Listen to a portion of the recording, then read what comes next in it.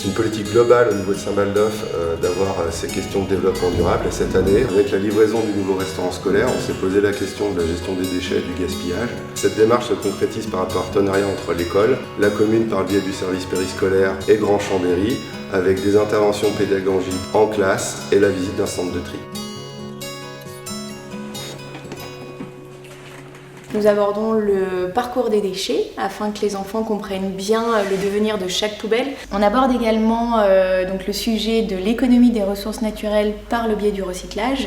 La troisième grande thématique porte sur le gaspillage alimentaire. On peut le retrouver à la maison, mais on le retrouve aussi à toutes les étapes de production, de transport, de distribution. Donc, les enfants prennent conscience qu'il n'y a pas de petit gaspillage, qu'ils peuvent être acteurs du changement donc à leur niveau. Moi j'ai retenu que le gaspillage c'était pas bien parce que tu jettes des emballages, on demande plus de choses à manger et au final on finit pas tout et on les jette et du coup on gaspille plein de choses. Il faut manger à en fait faut acheter ce qu'on sait qu'on va manger. Au moins comme ça on va chercher moins de choses dans la nature et on puise moins les ressources de la terre. Et si on recycle, une bouteille, ça va servir 7 fois par exemple, juste pour une bouteille. Mais par contre, pour faire ça, il faut bien faire attention à bien trier.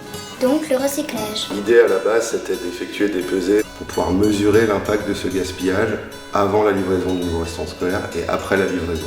Et on espère qu'avec ce projet, on aura pu toucher et les enfants et les familles. Maintenant, il y a une rigueur beaucoup plus grande et même pour certaines choses, parfois je faisais un peu moins attention.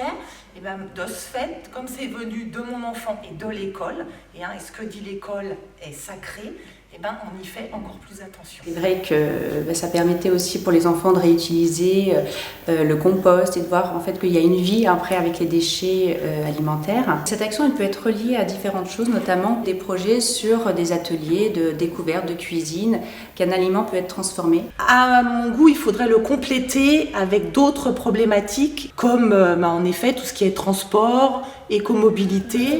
Là on commence à puiser dans les réserves de la terre.